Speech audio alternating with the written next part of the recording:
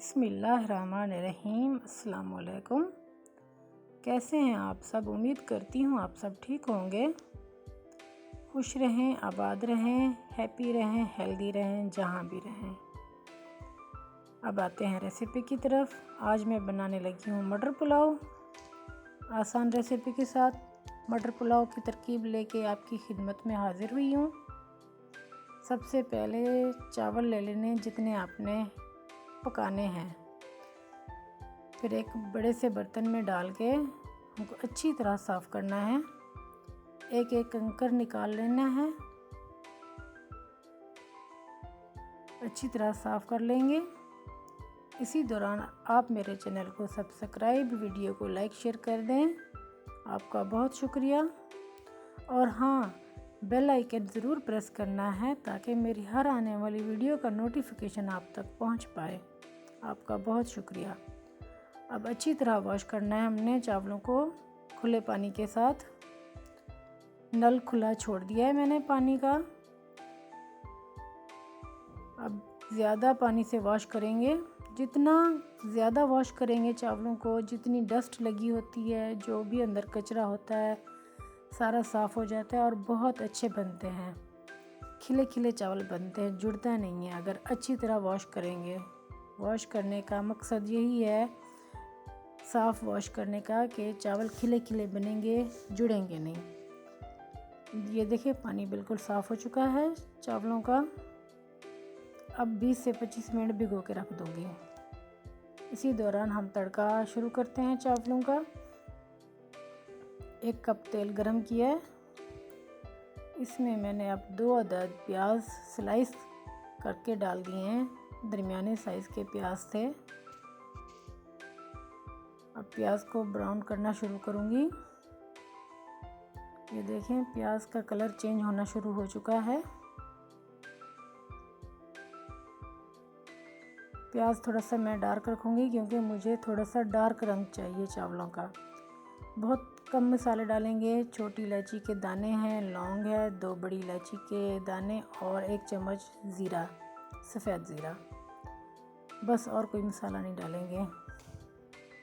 हमें बहुत सादा सी खुशबू चाहिए मटर पुलाव की। प्याज ब्राउन हो चुका है।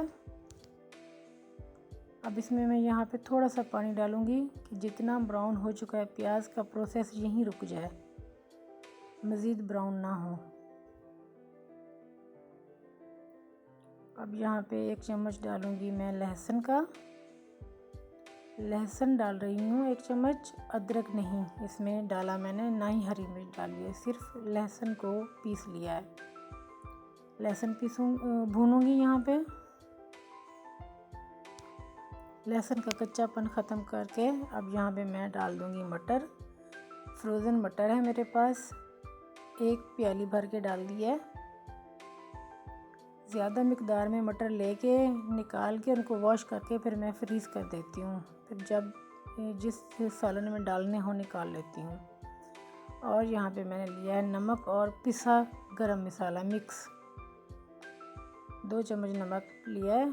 बाकी बाद में मैं चेक कर लूँगी, ज़रूरत पड़ेगी तो और डाल दूँगी। और 1 चम्मच था मिक्स गरम मसाले का।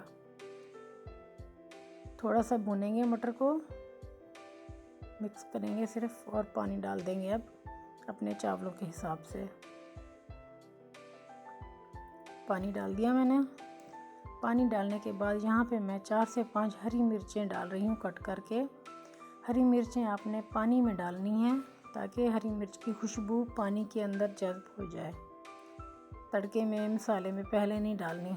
पानी जब डालेंगे, हरी मिर्च बाद में डालेंगे।